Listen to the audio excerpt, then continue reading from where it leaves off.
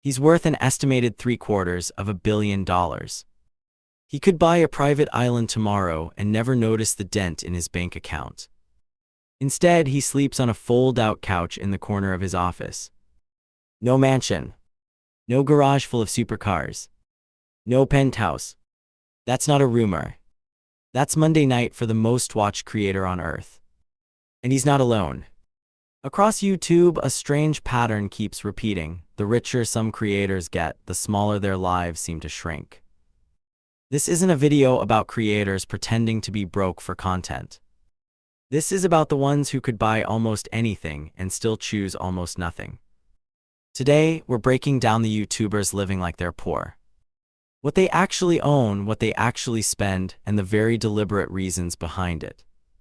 Let's start with the biggest name in the game, MrBeast, Jimmy Donaldson. By 2025, most estimates put his net worth somewhere north of $500 million, with some reports pushing past $1 billion once his business ventures are factored in. He runs the most subscribed channel on the platform, a snack company, a burger chain, and a hit Amazon game show. And where does the king of YouTube actually sleep? In a studio apartment, attached to his office. No separate bedroom. Just a bed tucked into the corner of an open-plan room, a couch, a TV, a coffee table, and a wall of Steve Jobs photos for motivation. He said it himself on the Howie Mandel podcast, the commute is just walking out one door. He does it, in his words, because he doesn't want to waste time driving. He does own a house. A 4-bedroom place in Greenville, North Carolina, bought back in 2018 for around $320,000. For comparison, that's roughly the cost of a nice suburban home, not a celebrity mansion. He's since bought several more houses on the same street, but not for himself, for his family and his staff, so everyone he cares about lives close by. He also drives economy cars, not exotic ones, despite giving away literal Lamborghinis to strangers in his own videos. Here's the part that matters. This isn't about being cheap. In interviews, he's explained the logic directly. If your lifestyle costs almost nothing to maintain, nothing can take it away from you. No market crash, no bad year, no viral backlash can touch it. He said that if everything fell apart tomorrow, his day-to-day life wouldn't change at all. That's not poverty. That's insurance paid for with square footage he never bought.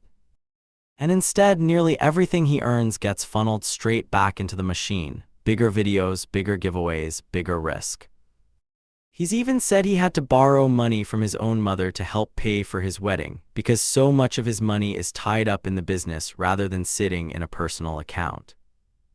The richest creator alive, living smaller than most of his own employees. Next, Ryan Trahan. You probably know him from one specific idea, starting with a single penny and trying to survive, travel, or build something out of almost nothing. Here's the twist, that's not just a video format. It's basically how he lives.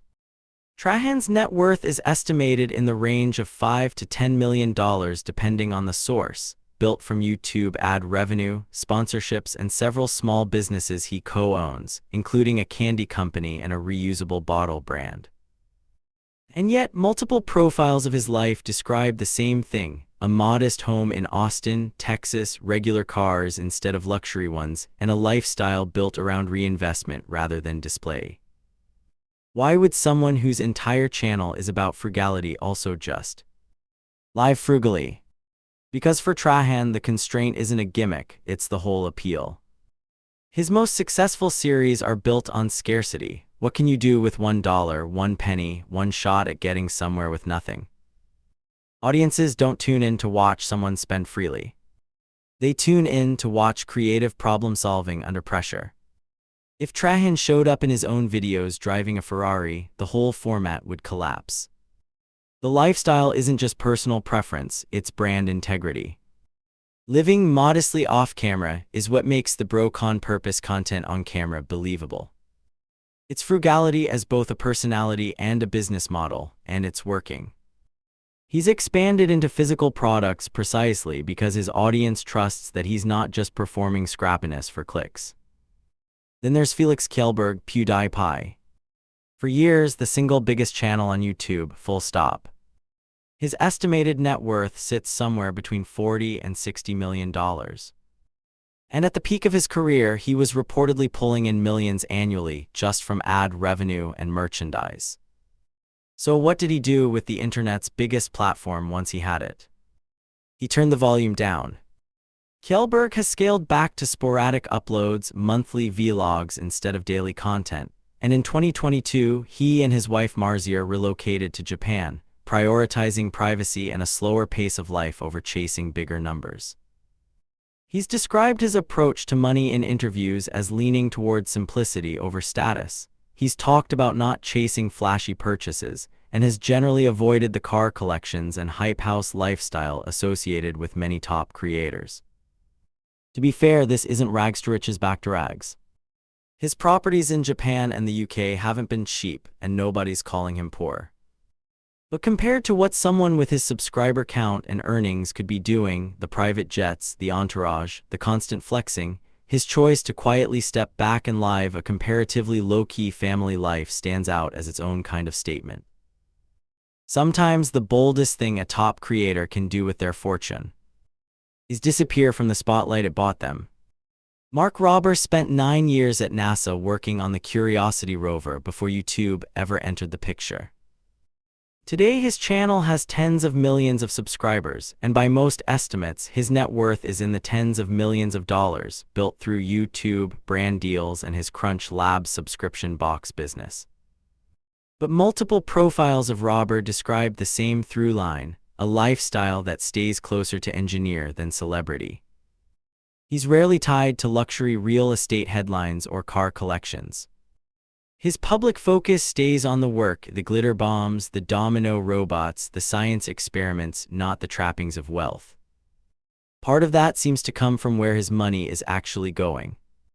Rather than personal spending, a large share of his reported income gets reinvested into Crunch Labs, his STEM education company, and into elaborate, expensive builds that sometimes take years to finish. In other words, the poor lifestyle isn't the absence of money. It's money redirected somewhere less visible, back into the product, back into the mission, back into the next 4-year build.